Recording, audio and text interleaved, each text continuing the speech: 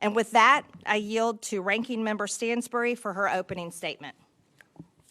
All right, well, good morning. I always enjoy a field hearing, and it's nice to be out in the field here in Washington, D.C. I'd like to thank the chairwoman for holding this hearing focused on properties that the federal government manages. The General Services Administration, or GSA, manages roughly 9,000 federally owned properties and private sector leases in all 50 states and territories. Federal real estate is what makes it possible for the civil service to serve the American people. This is programs like Social Security, Medicare, Medicaid, education, care for our veterans, and all of the programs and services that are so vital to our communities, but unfortunately, as we know, are currently under attack. For more than 2 decades across both Republican and Democratic administrations, the Government Accountability Office identified federal property management as a significant challenge, including problems of excess and underutilized space and poor building conditions. All of that is to say that this is a long-standing issue that many administrations have worked on, and it certainly isn't something new. My colleagues and I have consistently worked to improve stewardship of federal real estate so it can better serve the American people, and that is why I would love to make this a bipartisan hearing about how we address the needs of this country and best serve the people of this nation.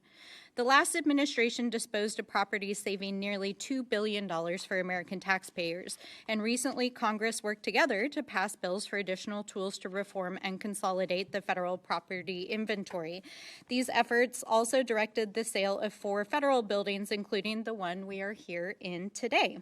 The Inflation Reduction Act also helped to facilitate property consolidation, including reducing the Department of Homeland Security footprint by over 1 million square feet and saving taxpayers over $1 billion over 30 years.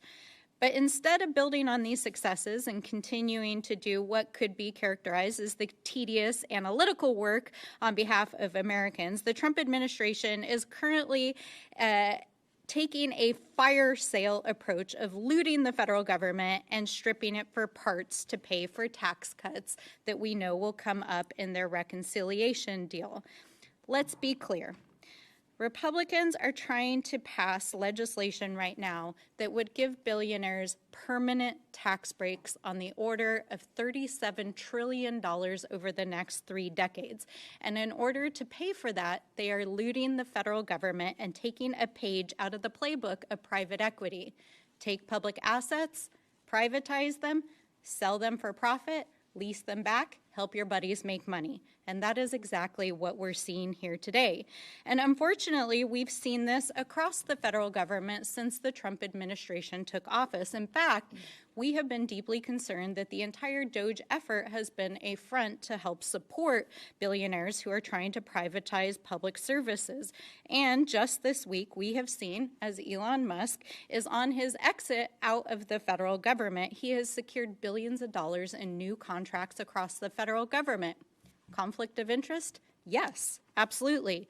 It appears that he has recently secured contracts and promises for contracts at the Department of Defense, NASA. He has installed Starlink at the White House and is asking to install it at other federal agencies.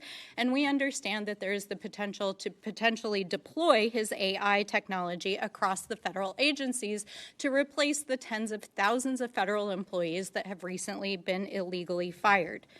That is why we are deeply concerned about the non-data-driven fire sale that the Trump administration is proposing for federal properties, such as the one we're in today.